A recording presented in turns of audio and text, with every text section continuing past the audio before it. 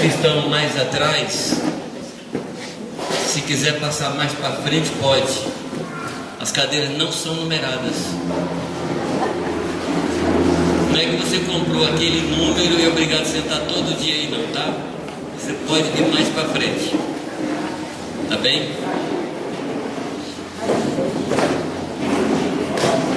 Bíblia, caderno, caneta ou lápis.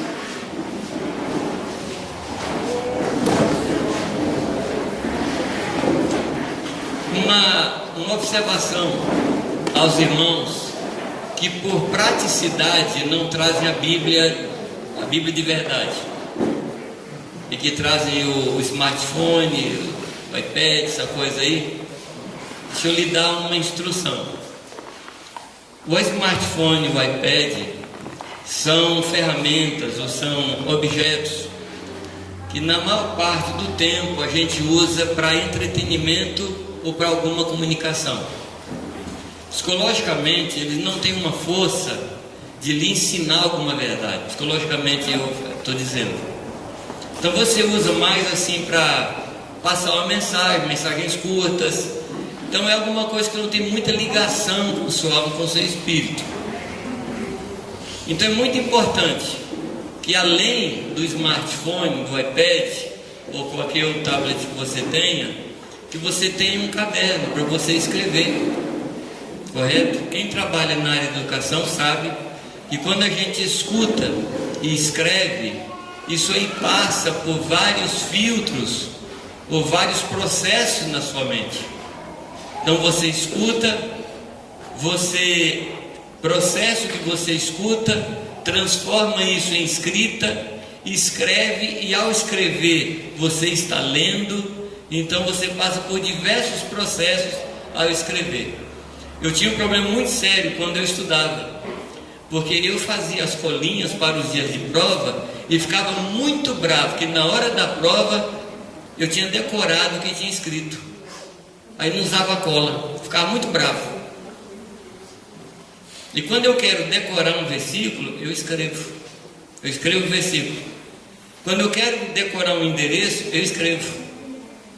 Então isso aí é um fator de fixação. Então não é uma questão de chatice, mas é uma questão de aproveitamento. Então acostume-se a trazer lápis, porque isso aqui é um tempo de instrução, correto? Então no tempo de instrução você procura gravar tudo, reter tudo, para depois ruminar. Bem, nós vamos ler na primeira carta de Paulo aos Coríntios, nós vamos ler alguns versículos no capítulo 11. Hoje, como todos sabem, no último dia, o grande dia da festa, nós já tivemos batismo, vamos ter a celebração da ceia. Amém. Correto? E a ceia é alguma coisa tão séria, mas tão importante, que que o símbolo da ceia, que é a Páscoa, ela foi celebrada no último dia que o povo de Deus ficou no Egito. A Páscoa é o elemento da virada. A Páscoa é o acontecimento que marca um fim de escravidão e o começo de uma nação.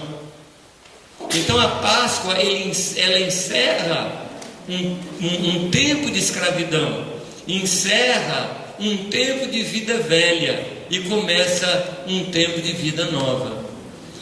Então foi o último acontecimento no Egito. Então a Páscoa, e no nosso caso a ceia, não é um dia qualquer da vida da igreja, é um dia extremamente especial. Eu acho até que em dia de ceia, que deveria ser todo domingo, ou como diz Paulo, todas as vezes que nos reunimos, eu acho que nesse dia a gente tinha que vir de gravata e longo. É um dia especial. Eu não sei como é que você vem para essa celebração da ceia. É mais alguma coisa? É algo comum? Ora, quando eu considero o que Deus chama de especial, chama de algo comum, isso é pecado, porque para Deus não é algo comum. Porque a ceia fala de quê? Da morte do Cordeiro. Então para Deus esse negócio não é qualquer coisa. E ele marca esse momento da vida do povo no Egito, mas também marca o fim da história de Jesus com os discípulos aqui na terra. Na noite ele foi traído, e você sabe que ele foi traído naquela madrugada, depois é entregue às autoridades, depois é entregue na cruz, depois é sepultado, e ali o Espírito Santo assume o novo ciclo, o novo patamar com o povo. Mas o ciclo da vida de Jesus aqui na terra termina com a ceia. E como é que começa a nossa história com o Senhor Jesus no resto da eternidade? Assentados à mesa com Ele, comendo do pão e tomando o vinho novo com Ele. Então isso aqui, amados, não é qualquer coisa. Agora, falando de forma negativa, a doutrina que mais trouxe divisão na igreja, em toda a história da igreja, foi a doutrina da ceia. Não é um absurdo? É um absurdo, mas é a história. E a gente não pode negar a história. Então a ceia, ela é tanto um elemento de ligação, como também pode transformar num elemento de divisão. Eu podia citar algumas coisas aqui que têm causado divisão no povo de Deus. Por exemplo, a gente deve tomar ceia com pão com fermento ou pão sem fermento. Você pode achar que isso é brincadeira, mas isso trouxe divisão na igreja. É vinho ou suco de uva? É uma vez por ano, uma vez por mês ou toda vez que reúne? Isso também é causa de divisão. Pessoa não batizada toma ou não toma? Criança toma ou não toma? Estou falando algumas coisas que trouxeram divisão usando um fator de unidade. Não é ridículo, amado? É ridículo. A gente consegue complicar o simples. A gente consegue estragar o santo. A gente consegue sujar o limpo. Mas, como nós falamos na primeira noite e ontem de manhã, Deus está nos fazendo voltar aos poços que os nossos pais cavaram. Nós estamos desentulhando poços. E nós precisamos compreender a ceia. Na minha escatologia, que não precisa ser de vocês, eu entendo que há uma doutrina que será a última doutrina que vai trazer revelação, ou sobre a qual a igreja vai ter revelação. E que doutrina é essa? É a da ceia. Porque quando você compreende ceia, você compreende igreja. Quando você compreende igreja, você compreende ceia. A ceia aqui em Coríntios fala de discernimento. Aquele que come sem discernir. O que acontece com uma pessoa que come sem discernir? Ele se torna réu. É réu que juiz, condenação. E esse negócio é tão sério, amados, que tomar a ceia indevidamente causa em nós sono, doença e fraqueza. Ora, se tomar a ceia de maneira errada produz em nós sono, doença e fraqueza, e se tomarmos da maneira correta, vai produzir o que? Avivamento, saúde, despertamento. Amém, amados? Então eu creio que será a última revelação antes de Jesus voltar. Mas aqui é uma escatologia, né? É alguma coisa que se fala de futuro. Então nós só vamos poder confirmar isso quando acontecer. Mas por enquanto eu estou profetizando. E se por acaso sou profeta de Deus, então Deus vai confirmar e vocês vão dizer assim: o Jamê estava correto. Tá bom? Se eu não estiver correto, um pouco ainda vem de Jesus, vocês me apedrejam. Mas espero que não. Todo coração é uma crença, é uma confiança, é uma convicção que eu tenho. Então vamos pegar alguns aspectos dessa carta, capítulo 11, que fala muito sobre a ceia. Vamos falar um pouco sobre isso. E só contextualizar o capítulo 11 de Coríntios. Há uma proposta, há um ensino de Paulo que está no versículo 28. O que é que diz o versículo 28? Examine-se. É 11, 28. Primeira carta de Paulo aos Coríntios, capítulo 11, versículo 28. Aí é uma orientação de Paulo, ou ordem de Paulo. O que é que ele diz aí? Examine-se, pois, o homem. Examine-se. Examine-se. E assim como coma do pão. Examine-se e assim coma. Presta atenção. Não é examine-se e não coma. Examine-se e coma. É importante falar isso, porque no meio cristão, diversas ocasiões eu percebo que quando se dá essa orientação para o povo, algumas pessoas se examinam e dizem assim: eu não posso tomar ceia. Já aconteceu isso com você, irmão? Pois é. Mas o que a gente faz com o restante da frase?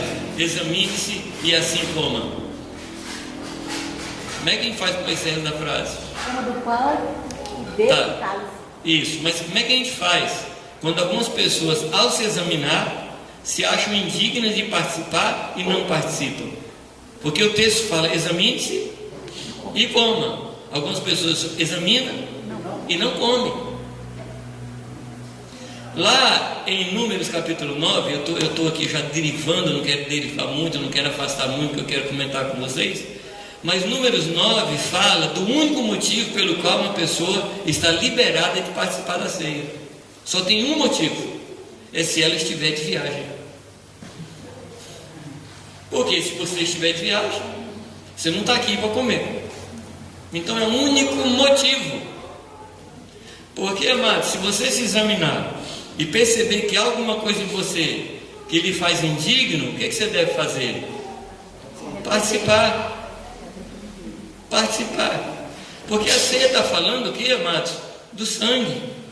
E eu pergunto a vocês: qual é a única coisa no universo que pode nos purificar dos nossos pecados? É o sangue. Então você diz assim: não, eu não vou no médico não, porque eu estou doente. Eu não vou tomar banho não, porque eu estou sujo. Eu não vou participar da ceia não, porque meu coração está sujo. E como é que você vai limpar o coração se não for pelo sangue de Jesus? E a ceia não fala do sangue? É por isso que Paulo fala: examine-se e coma. Mas contextualizando esse versículo, para compreender o versículo, por favor, sempre leia o contexto. Tá bom? Não tire um texto do seu contexto, e aí ele vai bagunçar a sua cabeça. Para entender um texto, você tem que ler o contexto. E o contexto desse versículo 28 é toda a carta. O contexto do versículo 28 é toda a carta. Por que eu digo isso? Porque essa carta foi escrita em cima de uma notícia, e uma notícia ruim. Qual foi a notícia que chegou a Paulo? Gente, chá de folha de Bíblia é muito bom para a memória. Você sabia, não? Vocês querem aprender o simpatia, não? A decorar a Bíblia? Quer aprender o simpatia? Quer, não, senhora? Eu vou ensinar. Eu vou te ensinar. Você pega uma folha da Bíblia que você quer decorar, põe numa infusão, põe no chá, água quente, e depois você toma aquilo. É muito bom. Mas antes de você pôr aquela folha lá na chaleira, você leia assim umas 30 vezes. Esse chá faz muito bem, ajuda a decorar a Bíblia. Tá bom? Eu tenho ensinado esse chá e tem dado muito resultado. Tá bom? Então, quer decorar um texto, leia assim umas 30 vezes, copia, aí depois faz o chá. Mas se você perceber que decorou, não precisa fazer o chá. Tá bom? Mas o que acontece? O que motivou Paulo a escrever essa carta? E Paulo recebeu uma notícia. E Paulo não falou: estão dizendo por aí, falou, não. Pessoal da casa de Cloé, ele deu o nome de quem falou.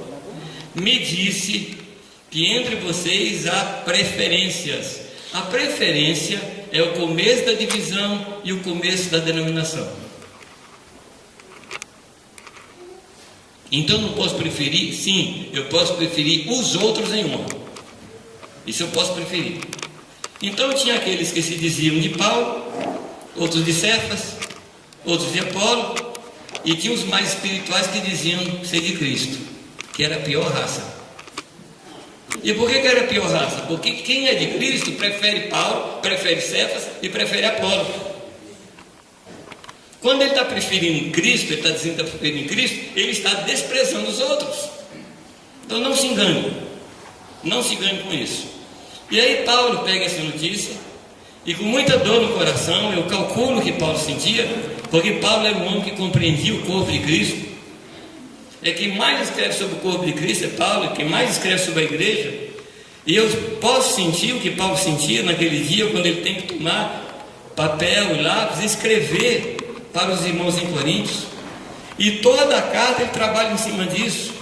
No capítulo 3 ele fala: eu não pude dar mais coisas a vocês, eu não pude trazer maiores revelações a vocês, porque vocês são infantis, eu não posso fazer isso. E ele vai trabalhando. No capítulo 5 ele mostra um princípio de divisão numa casa, quando um homem tinha relação sexual com a esposa de seu pai, e isso causa divisão. O pecado causa divisão, causa fraccionamento no corpo de Cristo. Depois, lá no capítulo 8, 9, 10, ele vai falando que aquele que participa do cálice de Deus não pode participar do cálice dos demônios. E o cálice dos demônios, amado, é divisão. Quando a gente bebe do cálice do demônio, a gente divide o coração com os outros. Quando ele chega no capítulo 10, principalmente no versículo 17, eu estou aqui pensando algumas coisas dos capítulos, mas no capítulo 10, verso 17, o que é que ele diz? Que conquanto somos muitos, nós somos um só. Chá de Bíblia. Um só pão. Eu comecei a pensar, mas qual é o processo para fabricar um pão? Os irmãos sabem fazer pão aí? Pode me ajudar? Qual é o processo para fazer o pão? Qual é a primeira coisa? Preparar a massa, né? Preparar a massa. Ajuda aí, gente. Faz a voz. Quem sabe fazer pão, me ajuda aí, que eu não sei fazer. Água, fermento, farinha. Água, fermento, farinha de trigo. Vai lá, vamos. Espera aí, gente. Espera aí. Vocês estão pulando uma coisa. Vocês estão pulando uma coisa. Primeira coisa para fazer um pão é moer o trigo. Primeira coisa. Mas ninguém quer ser moído, porque quando a gente é moído, a gente desaparece na multidão. E a gente não gosta disso. Mas o primeiro processo do pão é moer. Aí depois que você é moído, você é misturado. E tem gente que não gosta de ser misturado. Sim ou não? Quer ser autêntico, quer ser inédito, quer ser especial, mas ele é misturado. Depois que é misturado, aí vem os processos que vocês falaram: a água, os ingredientes. E aí qual é o próximo passo? Amassar. E quem gosta de ser amassado aqui, levanta a mão, nem eu. E dependendo do pão, vai para o cilindro. Terminou o processo? Não? Não. O que falta? Bota um milhão lá o pão. O forno. Vida de igreja, amados, é trituração, é o amassar e o queimar. Se você quer ficar na igreja, é por aí. Se você não quiser ficar, tudo bem. Mas é por aí. E só depois de assarmos é que nós podemos ser alimento para os outros. Se nós queremos ser alimento para os outros, nós temos que nos submeter a esse processo. Amém, amados? Aí quando entra no capítulo 11, então, aí Paulo fala especificamente da ceia. Mas eu não vou ler os textos que normalmente a gente costuma ler no dia de ceia.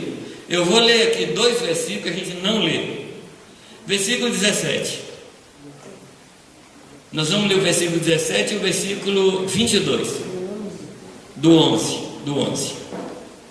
Nisto, porém, que eu vou dizer-vos, não vos louvo. Não vos louvo.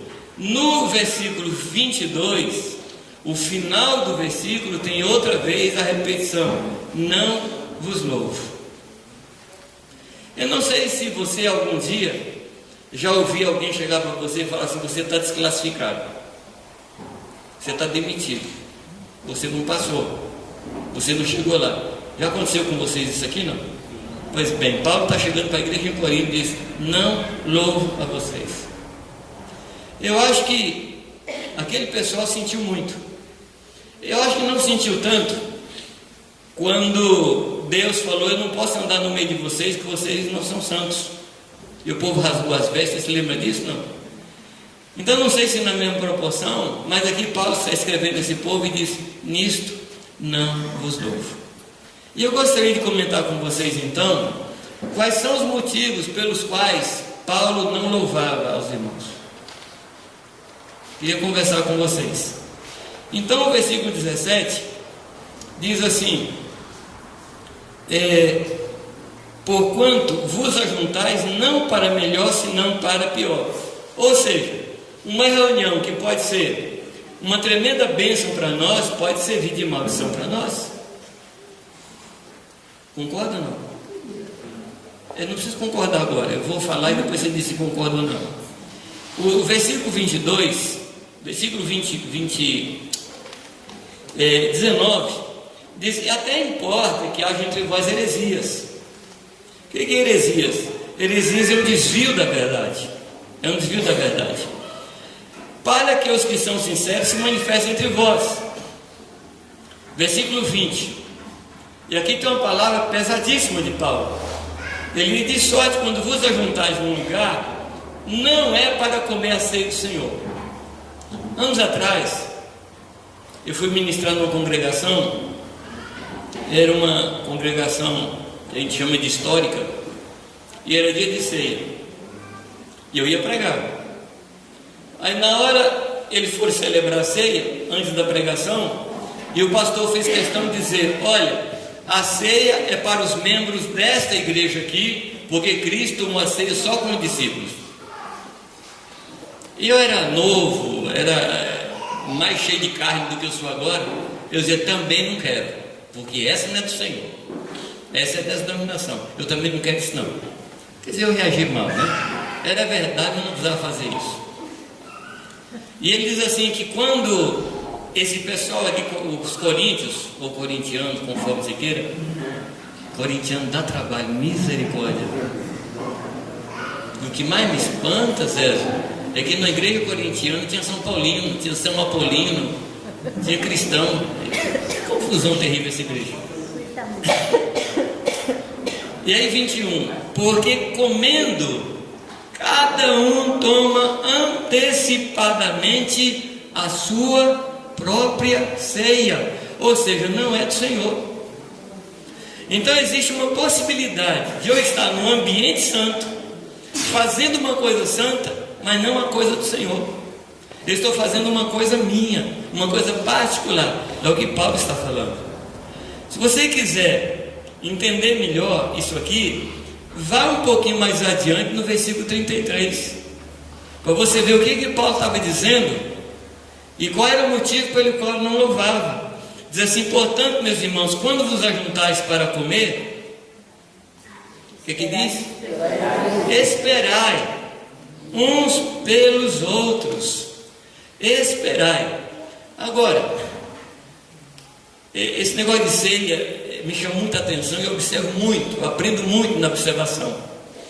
E o que eu observo, assim, nas denominações, nas congregações, nesse dia de ceia, quando chega nesse ponto, esperar uns pelos outros, eu vejo o pastor falando assim: olha, espera todo mundo receber o pão e não coma antes de todo mundo receber o pão. Será que é isso que Paulo está falando? Será que o negócio é assim: todo mundo segura o pão e ao meu comando, no 3, você põe na boca e mastiga sincronizadamente? Será que é isso que ele está falando? Eu acho que não. Não é o contexto da carta. Em primeiro lugar, porque a ceia não era um apêndice do culto, não era um momento do culto. A ceia era uma celebração onde o povo tomava suas refeições. Se você achar que não é assim, dá uma olhadinha, volta um pouco no versículo 22, que fala que pessoas não esperavam, e se quisesse comer, que comesse em casa. Mas eram festas, chamadas festas do ágape, quando pessoas traziam de sua casa as suas panelas. É como vocês chamam aqui de juntar panela. Então a ceia era um ajuntar de panelas, e no meio da ceia se repartia o pão e se tomava o vinho. Então não era um apêndice de culto, não era um momento assim de um culto, era toda uma festa, correto? E tinha pessoas que traziam comida da sua casa. Eu acho que infelizmente tem hoje também alguém que traz uma comida muito boa, uma carne muito maravilhosa, e ele faz questão, ao invés de colocar na mesa para todo mundo experimentar daquela carne, ele mantém essa carne um pouco segregada para ele comer e deixa os outros comer assim aquilo que ele acha que não é lá muito bom. Se é isso, então coma isso na sua casa, não traga para o ambiente. Estão me compreendendo, amados? Mas eu acho que ele está querendo descer mais fundo sobre essa questão de esperar, sobre essa atitude de esperar. O contexto aqui, ele não se refere só à comida, mas o contexto aqui se refere à atitude. O que é esperar? Talvez a figura melhor que eu possa trazer aqui é aquela atitude de Jacó, quando depois de 21 anos de oração, Deus atende a oração dele. Qual foi a oração de Jacó? Foram muitas, mas tem uma específica. Quando ele está saindo de casa, fugido do seu irmão, por orientação de sua mãe, ele para no lugar e diz assim: Senhor, se o Senhor me permitir que eu volte em paz, eu vou dar o dízimo de tudo para o Senhor. Lembra dessa oração? O que é voltar em paz? Por favor, Mário. O que é voltar em paz? O que ele queria dizer?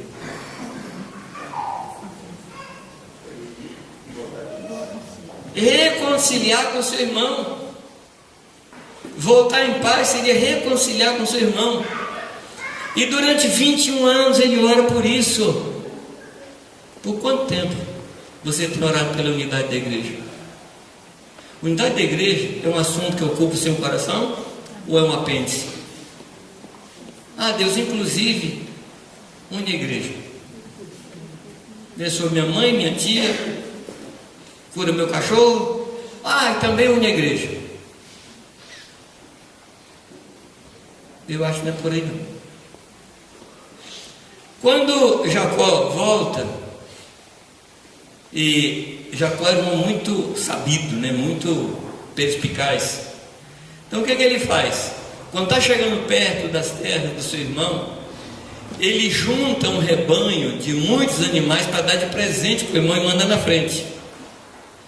O irmão dele encontra com esse rebanho e pergunta: o que é isso aí? E os vaqueiros e os pastores que estavam com esse rebanho, eles falam para Esaú, diz assim: olha, isso aqui é um presente do nosso Senhor, de Jacó para o nosso Senhor, para você.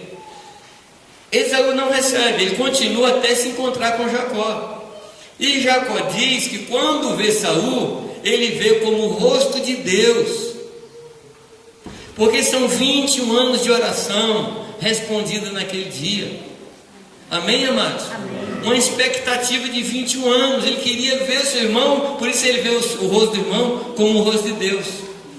E Esaú faz o convite mais próprio naquele momento: vem comigo, vamos caminhar e juntos vamos para casa. E o que é que Jacó faz?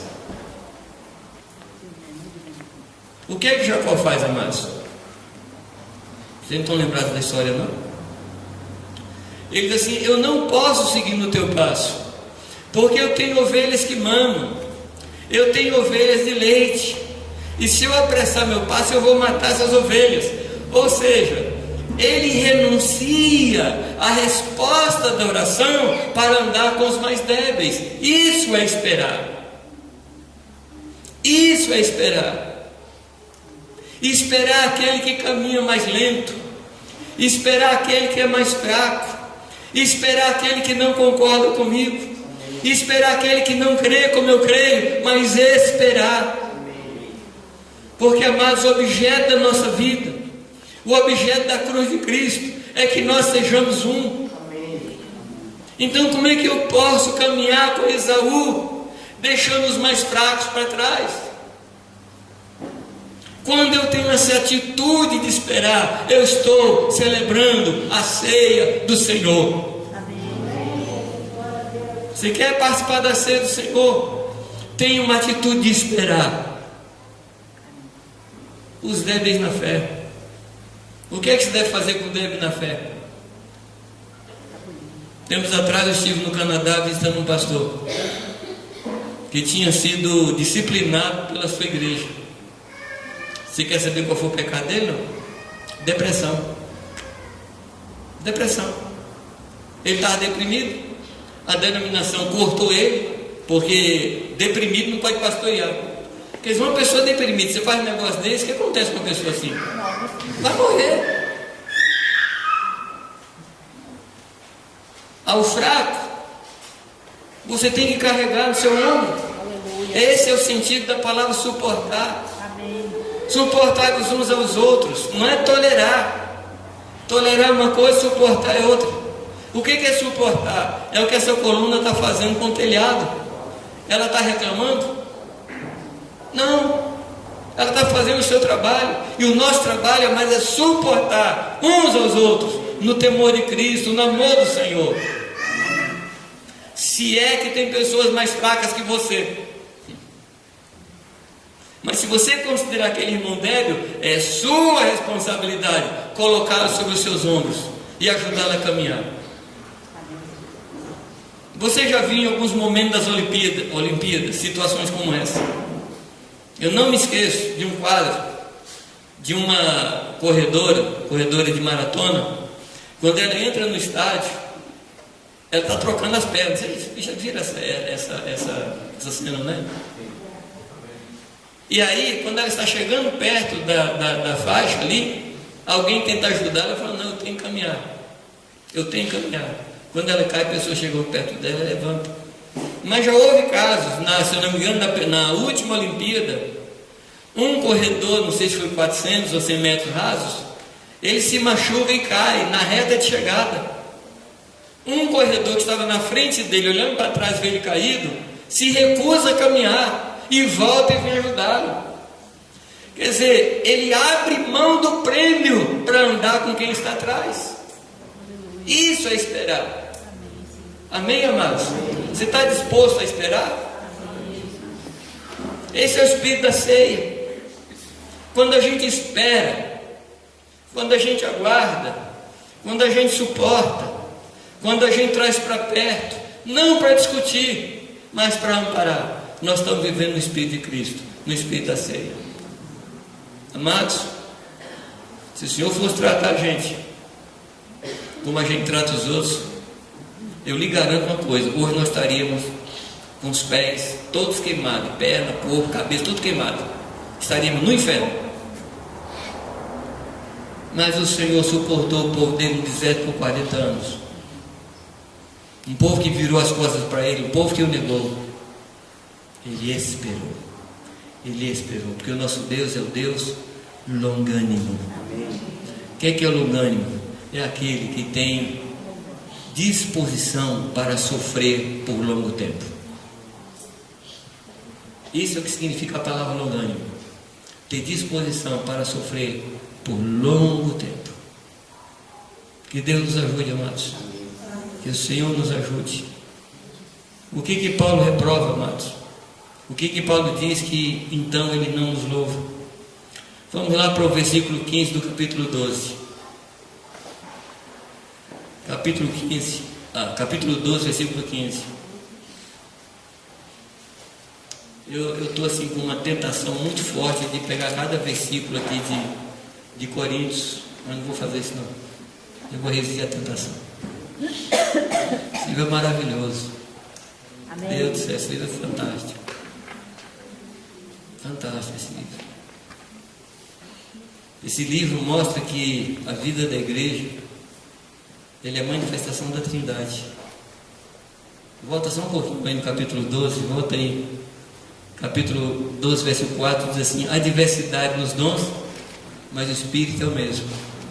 Depois, versículo 5, há diversidade de ministérios, mas o Senhor é o mesmo.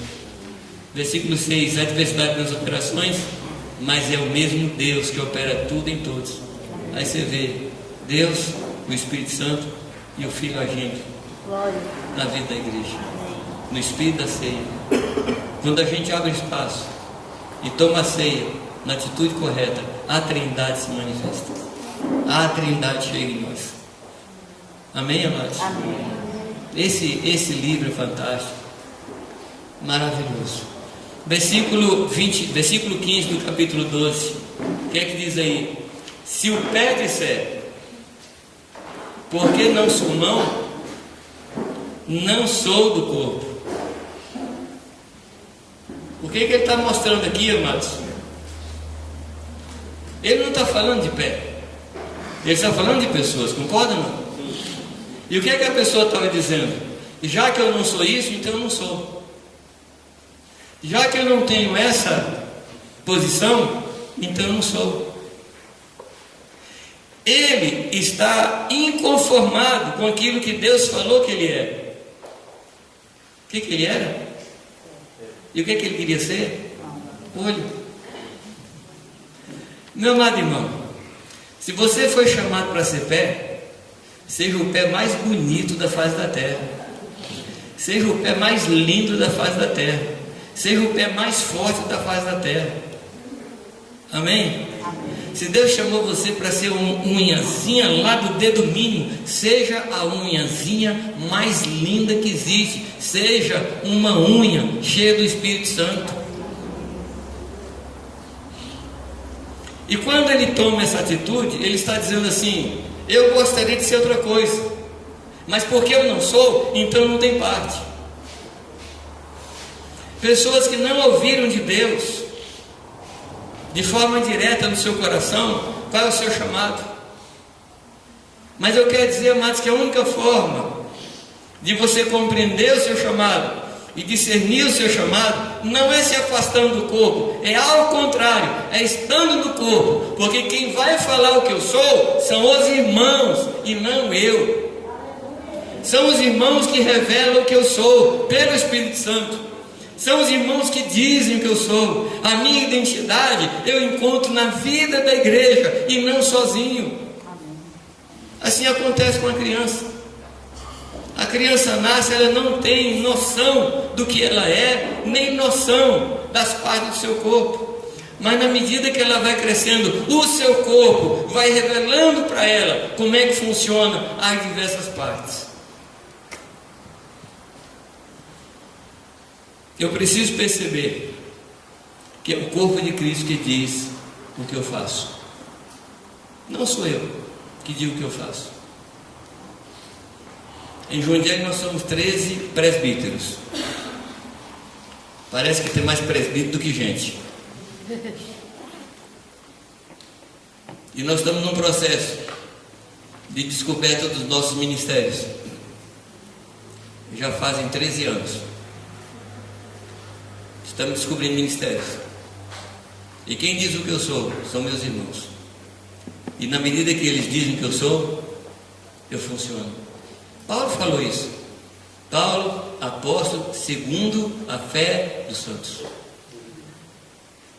São os santos que dizem que eu sou. E eu tenho fé na fé dos irmãos. Não chego no lugar de eu sou isso. Não funciona. São as pessoas que têm que dizer quem é você. Amém? E se os irmãos falarem que você é o quê? Um fígado? Mas ninguém gosta de ser fígado, a gente gosta assim de aparecer. Mas dá para viver sem fígado? Acho que não. Eu nunca tentei. Não dá para viver. Dias atrás nós estávamos conversando, eu e Irani, sobre a função da sobrancelha. Você parou para estudar sobre a sobrancelha ou não? É um negócio tão insignificante, né? Acho que é, porque algumas mulheres raspam e pintam outra coisa.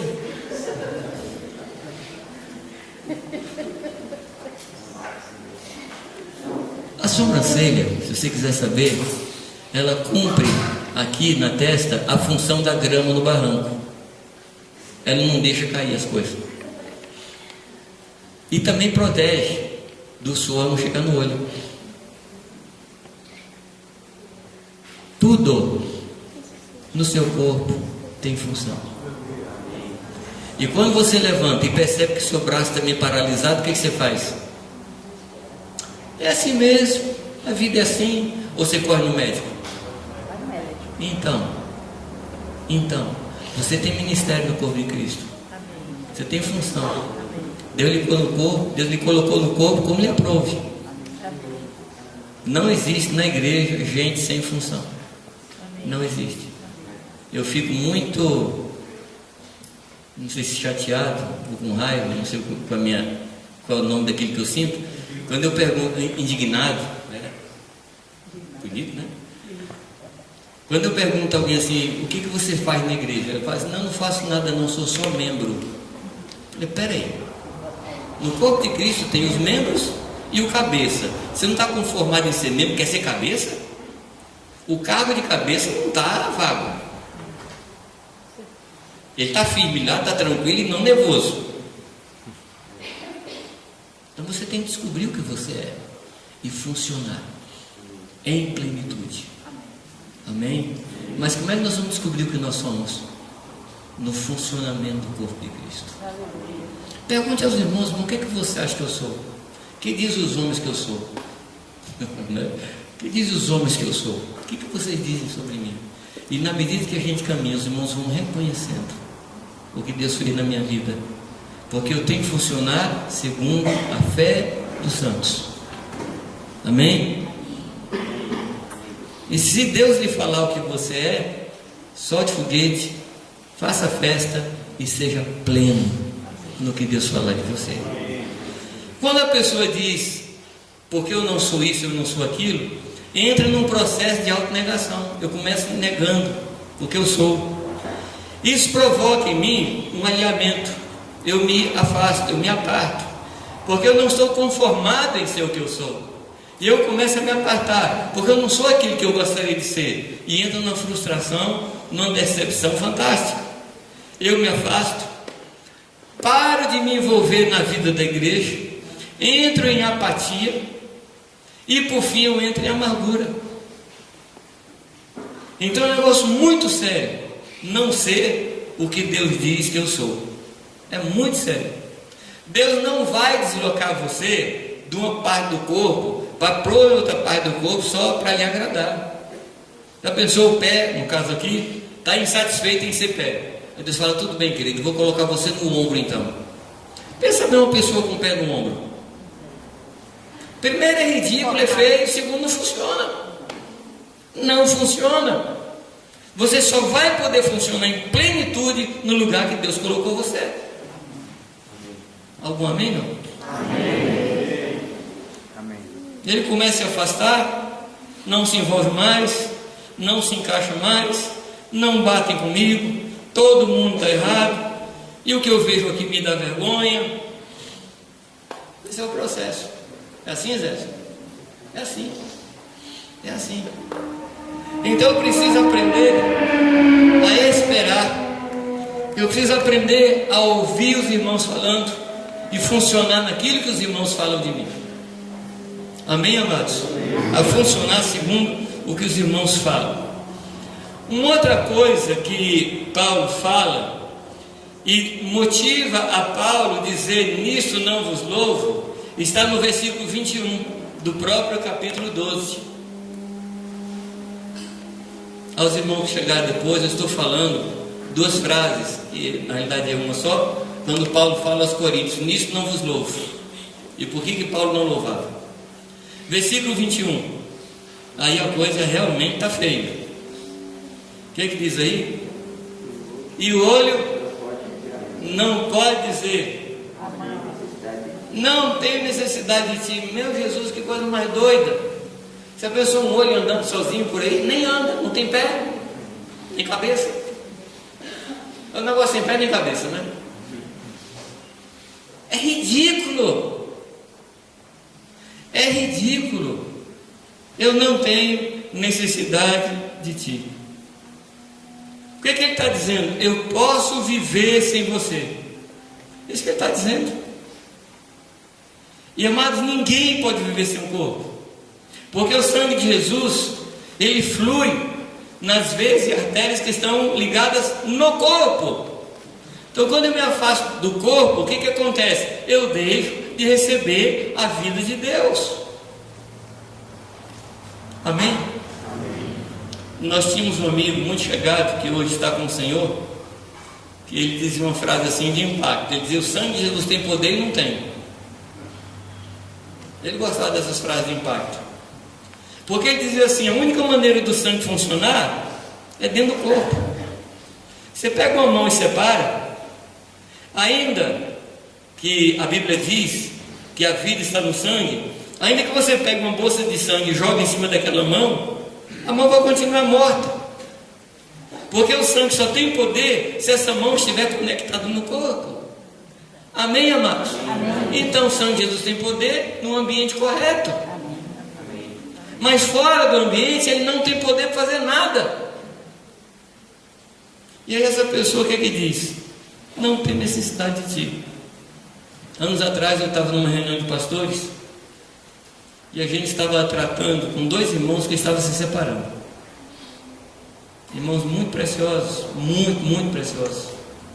A gente andou muito junto, jogava bola junto, jejuava junto, assim, tempo maravilhoso. E a gente estava naquela reunião exatamente para resolver um problema que eles estavam se separando. E o que mais me chocou naquele ambiente não foi o fato da separação em si. O que mais me chocou naquele momento ali, Carlos, foi que eles estavam brincando sobre isso. Assim, estava tranquilo, contando piada. Hoje nós estamos nos separando e está tudo bem entre nós. Aquilo lá me causou um dano. Porque, amado, separação, divórcio, morte, tem o mesmo poder. Como é que eu posso me alegrar me apartando de Zé? Não tem necessidade não. O Zé não tem nada para me acrescentar. Ele está lá do outro lado da cidade e tá bom, de vez em quando a gente se vê e pronto. Essa atitude de não se importar significa que eu não tenho necessidade de você, Zé, porque eu sou superior a você. O que eu ensino é melhor do que o que você ensina, minha estrutura é mais bonita, não tem necessidade de você. Aí eu pergunto aos irmãos, como é que Deus sente isso? No ano passado eu estava numa reunião, conversando sobre o tema da unidade, e o Espírito de Deus desceu entre nós ali, e foi nos conduzindo. Eu tenho estudado sobre esse tema, e eu sei, desculpa eu falar eu sei, tá? Não é prepotência nem, eu sei o que a Bíblia fala sobre unidade, mas Deus me levou a pensar sobre o que é que Deus sente a respeito de unidade. O que Ele fala eu sei, mas o que é que Ele sente? Unidade da igreja, amados, não é matéria doutrinária. Unidade da igreja custou a morte do primogênito de Deus. Amém, Jesus. Nós discutimos unidade assim no escritório, aspectos da unidade. Jesus não discutiu, Ele morreu. Amém. Ele morreu. Aleluia. E eu fui estudando a escritura para ver como é que Deus sofreu em relação a esse tema. E amados, é muito forte o que a Bíblia fala. Lá no Éden, Deus criou o homem, não porque ele tivesse alguma carência. Como diz Tony, Deus criou o homem não foi por carência, mas foi porque ele tinha muito amor. Ele queria derramar o amor dele por pessoas.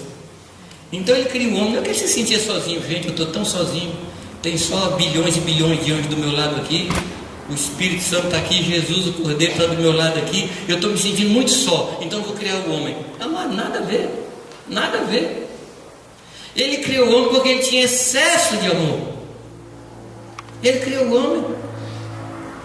Viaja comigo agora, vamos fazer uma viagenzinha, vamos entrar no jardim e vamos ver na hora que o vento vira, que isso está escrito na virada do tempo, na virada do dia, era quando o vento voltava. E a palavra vento ali é a mesma palavra para espírito. Quando o vento voltava, o Senhor se manifestava e começava a conversar com Adão. Eu não sei de que lugar Deus descia, mas o fato é que ele chegava no jardim. Adão, como foi o dia? Deus, que dia maravilhoso. Descobri cada coisa hoje. E Adão comentava com o pai as coisas que ele tinha descoberto. Eu vi um bicho com um pescoço grande. Como é que você chamou ele de Adão? Girafa. Não bom, hein? Gostei do nome. E conversava os dois. E Deus tinha prazer nessa comunhão. Deus tinha prazer nisso, porque foi por isso que Ele criou o homem. Mas teve um dia, amados, que o homem virou as costas para Deus. O que é que Deus sentiu? Quando você chega em casa assim com saudade do filho, ele vai dar um abraço nele e vira as costas e vai para a TV. Como é que você se sente? E ali não foi ir para a TV, foi para o inferno. O que é que Deus sentiu? Meu Deus, eu não calculo o que Ele sentiu. Porque só alguém que tem a mesma condição de santidade e amor que Ele tem para saber o que Ele sentiu. Mas não foi pouca coisa que Ele sentiu. Mas eu estava analisando isso, amados, e eu entendi que o sofrimento de Deus não começou ali. Começou lá atrás.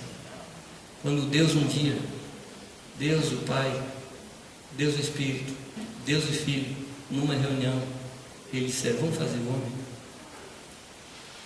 Produto do amor de Deus.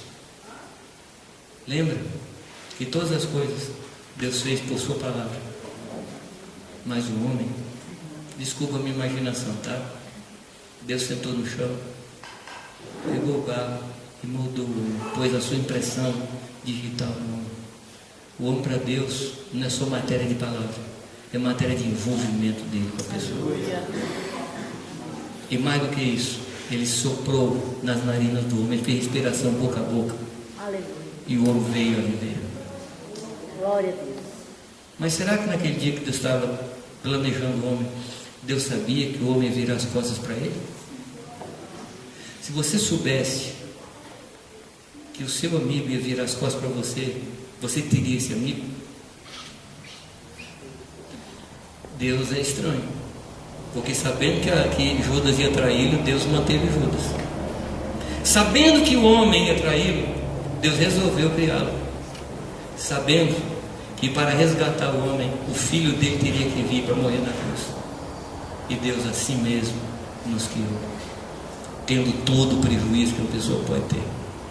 Dá para imaginar o sofrimento de Deus? Unidade da igreja, amados, não é matéria de discussão, é matéria de morte, e morte de Jesus Cristo. Mas interfere também na nossa morte, que a unidade da igreja só pode fazer pessoas que morreram. Pessoas que morreram. Não morreu, não pode ter unidade, porque a gente morre como grão de trigo moído, como grão de trigo que cai na terra. Ele morre, aí sim, não há unidade sem morte. Amém? Amém. Não há unidade sem morte. Amém. E o Senhor, com toda a expectativa, e não só expectativa, com toda a certeza de sofrimento, Ele criou o homem ainda assim. Eu não sei qual o nome que eu daria para essa atitude de Deus, senão generosidade. Eu não sei que nome daria. Misericórdia, piedade, compaixão, não sei. O nome que me vem é generosidade. A unidade é uma atitude de generosidade. Quando eu dou o que tenho, que dou mais do que eu tenho. Como os colossenses, que rogaram a Paulo, com muitos rogos, a graça de poder participar da oferta lá para os irmãos de Jerusalém. E Paulo diz, e na abundância da sua pobreza, deram de si mesmos e deram do que tinham. Isso é generosidade. Mas se vocês quiserem ouvir mais sobre o sofrimento de Deus, com a graça de Deus, nesse mês de maio vai sair um livro sobre o sofrimento de Deus, um livreto. Amém. Então estou aqui fazendo o trailer, fazendo a van premiere, fazendo o lançamento, e você depois pode comprar. Mas me machuca muito, fere muito o meu coração, mas o de Deus fere muito mais. Fere muito mais. Eu resolvo andar sozinho, porque ninguém acrescenta nada a mim, porque todos são inferiores a mim. Essa é a atitude que não bate com o Espírito de Cristo. Amém? Não bate com o Espírito de Cristo. Quando o Senhor celebra, quando o Senhor ordena o povo para celebrar a Páscoa, Ele dá algumas instruções. Uma delas é cada família pega um cordeiro. Ou seja, a Páscoa, a ceia, é a festa da família. Amém? A Páscoa ou a ceia não é para celebrar individualmente. Você se lembra que no tempo antigo, quando a gente participava do catolicismo romano, eu não estou criticando os católicos, estou só falando de um fato. Você chegava no dia da missa, no momento da Eucaristia, você estava sentado no seu lugar, na semana você já tinha confessado pecado, o padre já tinha absolvido você, aí você chegava lá. Aí na hora você ia, cabeça baixa, completamente absorto, completamente voltado para você mesmo. Aí você ia lá, comia, recebia a hóstia, voltava para o seu banco, olhando para baixo. Mas não é essa Páscoa que o Senhor fala, porque a ceia do Senhor é celebração do povo de Deus, não é uma celebração do indivíduo, é celebração do corpo. Amém? Celebração do corpo. E ele diz o seguinte, que se a família for pequena para um cordeiro, faz o quê? Chama outra família. Mas você sabe que tem gente que acha que ela basta para o cordeiro? Não, o cordeiro não precisa de mais ninguém, eu basto para ele. Eu como o cordeiro sozinho, porque eu basto para ele, ele basta para mim, eu não preciso de mais ninguém, só Jesus basta para mim. Isso significa que eu sou maior do que o cordeiro. E nós não somos maiores que o cordeiro. O cordeiro é muito maior que eu. Aleluia. E para eu comer o cordeiro, eu tenho que pedir ajuda. Amém. Amém. Então a Páscoa fala disso, da gente celebrar com outras famílias. Amém. Amém? Acostumemos, amados, com essa ideia. Às vezes eu tenho uma atitude de que ninguém me acrescenta nada. Eu já sei tudo, então tudo que eu tenho posso ensinar. Não sei ensinar. Eu tive uma experiência ontem sentado aqui, quando o Edmar veio ministrar. Palavra curtinha, eu achei até pouca coisa, Edmar. Mas quando ele começou a falar, eu entrei assim no refrigério e falei, Deus, como é bom escutar, como é bom ouvir, como é bom receber palavra de Deus. Pena que foi curto. Então você fica devendo, Edmar. Como é bom receber, amados. Como é bom ouvir uma palavra de irmão, lhe abençoando, trazendo direção. Sim ou não? Sim. Amados, nós não fomos feitos para andar sozinhos. Nós somos animais gregários. Não é gregório, gregários. O que é o animal gregário? É um animal de grei, de rebanho. Nós somos um animal de rebanho. Sem o rebanho, a gente morre. Amém, queridos? Amém. Ah, eu posso seguir Jesus sem os outros. Meu amado, você não pode. Nem pode, nem deve. Ah, eu faria melhor se eu estivesse sozinho. Por quê? De acordo com aquele versículo, melhor só do que mal acompanhado. Mas esse versículo não. É Salmo 190. Ou Efésios 7. Não dá para andar sozinho. Não dá, amados. Qual é a atitude que nós devemos ter na ceia? Deixa eu parar de falar do negativo. Qual a atitude? Aí Paulo explica. Na noite em que o Senhor foi traído. Por favor, preste atenção. Era um tempo de profunda crise.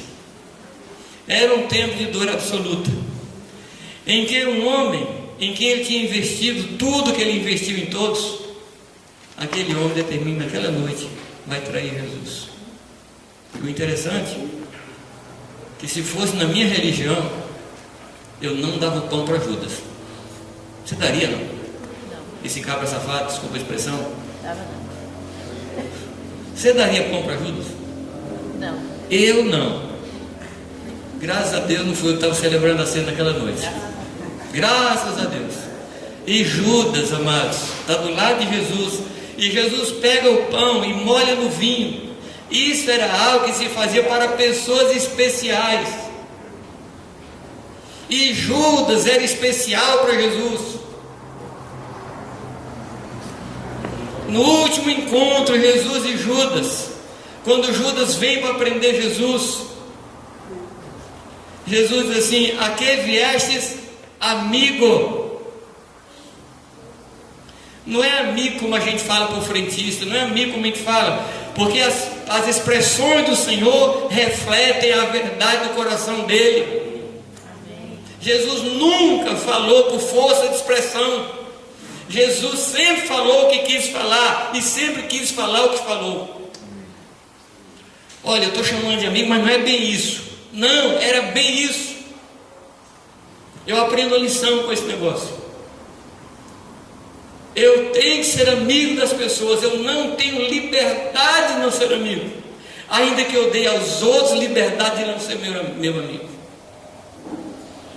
Amando mais, seja menos amado. É que Paulo fala. E naquela ceia especial, Judas recebe de Jesus um tratamento especial. O que ele nos ensina com isso, amados? Que nós precisamos ter um coração acolhedor, que nós precisamos ter um coração que inclui pessoas e não detona pessoas. Eu comentei ontem que naquele tempo que a gente tinha os nomes das agendas, lembra? A gente tinha os nomes das agendas, não era eletrônico, você escrevia os nomes das pessoas na agenda, nome do telefone, aí você comprava a agenda do ano seguinte. Alguns nomes você deixava na agenda velha. Deixava ou não deixava? Deixava.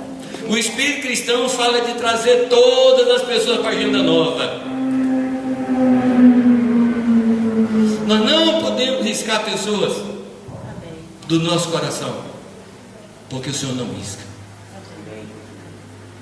O Senhor não risca. Samuel falou: vocês não mais verão meu rosto, eu não posso andar mais com vocês, mas longe de mim o pecado, deixando de orar por vocês. Ou seja, Samuel não deixou na agenda velha as pessoas, ele trouxe na agenda nova, e ele andava com essas pessoas sempre no coração. De que é que eu estou falando, amados? Eu estou falando de ceia. Eu estou falando de ceia. A ceia, ela tem dois aspectos muito importantes. O amor de Jesus tem dois aspectos muito importantes. O primeiro aspecto é o aspecto que a gente chamaria de aspecto jurídico da morte de Cristo. O que é o aspecto jurídico? Ele é bíblico. Aspecto jurídico é: eu morri para pagar a sua dívida e você não tem mais dívida. Esse é o aspecto jurídico. E é verdadeiro. E a gente valoriza muito isso e deve ser valorizado. Coisa maravilhosa, amados, é quando a palavra diz que já não há nenhuma condenação para aqueles que estão em Cristo Jesus, que não andam segundo a carne, mas segundo o Espírito. Eu quero dizer para você que todos os pecados que você cometeu até hoje já estão perdoados. Os pecados que você cometeu hoje já estão perdoados. Mas vou lhe dar uma outra notícia: todos os pecados que você vai cometer daqui em diante já estão perdoados, porque o sangue de Jesus foi derramado na cruz para todas as épocas, para as passadas e para as futuras. Puxa, só isso? Amém. Glória a Deus. Eu me lembro quando a gente comprava a prazo, vinha aqueles carnês que pareciam lista telefônica, lembra? Bem grosso. Aí quando você pagava a última prestação, o que você fazia? Deus, era foguete para cá, foguete para lá, e para comemorar fazer outra compra, é isso não? Era. Não, você ficava um tempão assim, meio escabriado, né, como se diz, né, de compra. Você não queria fazer compra. Pois eu quero dizer para você que Jesus pagou o carnê inteiro. Amém. Glória a Deus. Ah, pagou! Deus é bom. Deus é maravilhoso. Essa é a atitude dele para conosco, amados. Então esse é o aspecto jurídico da morte de Cristo. A cédula que era contra nós, ele cravou na cruz e envergonhou os cobradores. Em Belo Horizonte, anos atrás, tinha uma empresa de cobrança. Não tinha Serasa. Tinha Serasa. E os cobradores vestiam um paletó vermelho, assim, vermelho cheguei, e escrito atrás assim: cobrador. Então batia numa porta assim, os vizinhos olhavam, era uma vergonha. Pois eu quero dizer para você: nenhum cobrador pode bater mais na sua porta.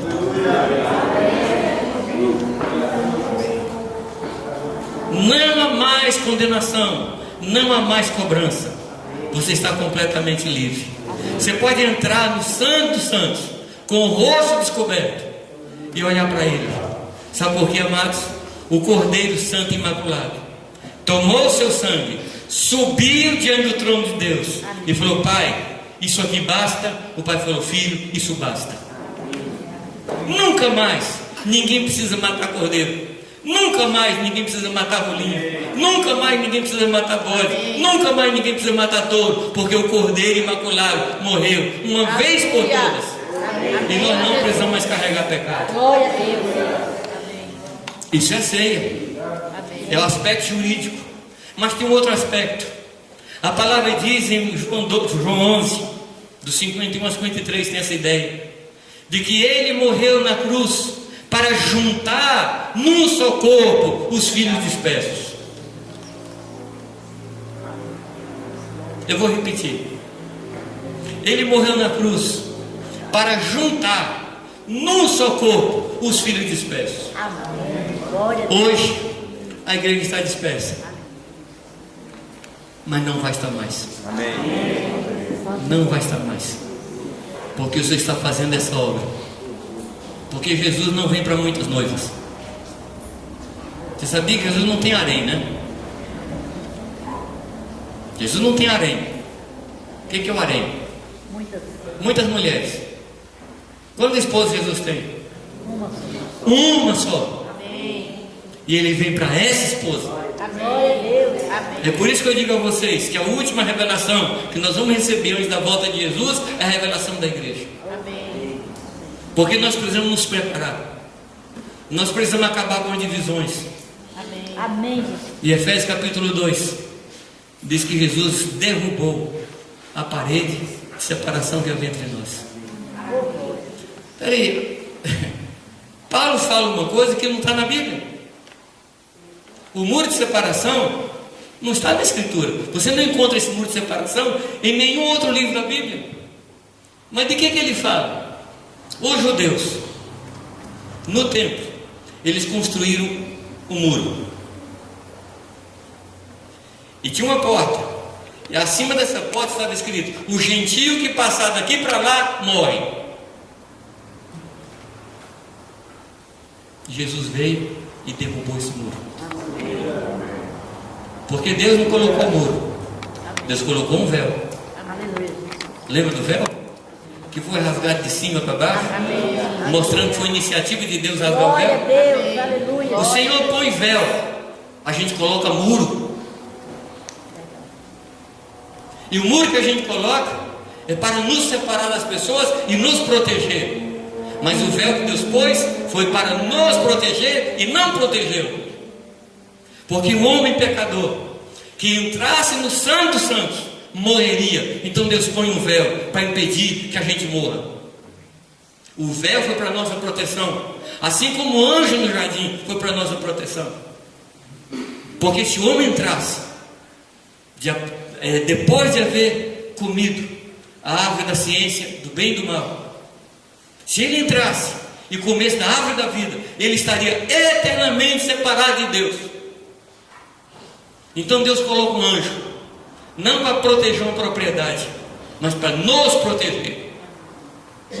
O véu é mostra do amor de Deus. O anjo é mostra da proteção de Deus. Qual a diferença entre um véu e um muro? Deus põe véu, a gente põe muro. E com pedras bem pesadas, para ninguém entrar no meu quintal. Mas eu quero dizer para vocês que esse muro foi derrubado. Aleluia. A palavra diz, mas que ele matou na cruz a inimizade. Amém. Amém. Se você ainda tem inimizade no seu coração, você está andando com cadáver. Você está andando com coisa que já morreu. Você está andando com coisa que não existe mais. Ah, mas eu não tenho inimizade. Sabe o que é inimizade? Falta de amizade. É só isso. Inimizade não é briga. A inimizade, ela é falta de amizade. E a falta de amizade leva a briga, leva a contenda, leva a mágoa. Mas a grande notícia: o véu foi rasgado, o muro derribado, e a inimizade morta. Amém. Aleluia, Jesus. Eu gosto da radicalidade do Senhor. Porque para Deus resolver o pecado, foi o que ele fez. Ele matou o pecado. E matou o pecador também. Resolveu. Você não pode mais pecar, amado. Ele matou o pecado. E você é defunto. E defunto não peca. O pecado deixou de ser obrigação e passou a ser opção. Porque o pecado já não tem domínio sobre nós. Quando a tentação vem, hoje nós temos a força do Espírito Santo para resistir ao pecado. Amém, amados? Amém. É uma boa notícia? É tremenda essa notícia. É tremenda. A morte de Jesus na cruz, além de ser jurídica, ela é uma morte de aspecto relacional. Porque o Senhor colocou uma ponte entre nós e Ele. E agora eu posso entrar. E quando eu entro em Deus, eu entro na vida do meu irmão. Não há unidade com Deus sem unidade com os irmãos. Eu tenho pensado que a unidade da igreja tem também um aspecto geométrico. O que significa? Pensa num triângulo. E você sai de um lado do triângulo e o seu irmão sai do outro lado do triângulo. E vocês caminham nessa linha. E vocês fatalmente vão se encontrar. Não é fatalmente, né? Qual a palavra que eu uso? Certamente. Ele gosta das palavras fatalmente. Tudo bem. Quando a gente sai dos dois lados, onde é que a gente vai se encontrar, amados? Lá no vértice. Lá no vértice do triângulo. E quem é que está no vértice do triângulo? Senhor Jesus. Então, na medida que você se aproxima de Jesus, você se aproxima do irmão. Amém. É impossível se aproximar de Jesus e não aproximar do irmão. Amém. Jesus é o nosso ponto de encontro. Amém. Ele é o lugar onde nós nos encontramos. Aleluia. E se nós não encontramos com alguém, um de nós dois não está em Cristo. Ou os dois não estão. É impossível ser cristão sem meu irmão. É impossível. Porque Deus nos juntou dentro de Cristo. Fomos ressuscitados juntamente com Ele na sua morte. E hoje nós estamos assentados dentro de Cristo Jesus. Esse é o nosso lugar. Amém, amados? Aleluia. Será que dá para a gente compreender o que é a ceia? Será que dá para compreender o que nós vamos fazer hoje aqui? Aleluia. Portanto, examine-se. Portanto, seja aprovado pelo Senhor. Portanto, receba de Deus a aprovação do Senhor. Por isso, deixe o Senhor aprovar você, discernindo o corpo, entendendo o corpo de Cristo e não vivendo apartado do corpo de Cristo. Nós não podemos, sob pena, amados, de estar fraco, doente e morto. O texto, capítulo 12, termina com uma orientação. Busca os melhores dons. Talvez você pergunte assim, mas Jamil, por que você está entrando agora no dom, depois de ter falado de ceia? Porque de fato, Paulo não muda de assunto. Quando ele termina no capítulo 11, você tem que lembrar que a Bíblia não foi escrita por capítulos. Foi colocado capítulos entre 1500 e 1512. Foram colocados capítulos e versículos. Então capítulo 11, capítulo 12 não existia. Era uma carta. Então Paulo não muda de assunto. Ele começa a falar dos dons espirituais, porque os dons espirituais é a manifestação do sangue de Cristo na vida da igreja, limpando, purificando, curando, edificando os irmãos. Amém? E é nesse ambiente de dons espirituais para edificar a igreja que ele fala, procure os melhores dons. E quais são os melhores dons? São aqueles dons que são operados com amor para a edificação dos santos. Amém. Qualquer dom operado com amor para a edificação dos irmãos, esse é o melhor dom naquela hora. Capítulo 13, é a motivação, que é o amor. Amém, amados? Capítulo 14, ele traz a regulamentação de como devem ser operados os dons. Capítulo 15, ele aponta para a volta de Cristo, porque uma ceia celebrada no ambiente correto aponta para a volta de Cristo. Fazer isso em memória de mim, ou seja, lembrando Cristo na sua morte e na sua volta. Amém, amados? E o capítulo 15 fala isso, fala da volta de Cristo, manifestação de Cristo. E o capítulo 16 ele fala, bom, já que a gente é um, o pessoal de Jerusalém está com fome, vamos levantar a oferta para eles? Então a carta aos Coríntios fala de unidade, fala da prática da unidade, fala de cobrir um ao outro, fala de servir um ao outro, fala de valorizar um ao outro. E eu quero convidar os irmãos a nesta manhã a gente celebrar a ceia com esse espírito correto, com o coração correto, com uma visão correta, espírito quebrantado. Amém? Onde é que estão o pão e o vinho? Amém. Alguma pergunta? Alguma coisa que você queira falar? Você queira comentar do que foi falado? Se não, oi, me quiser.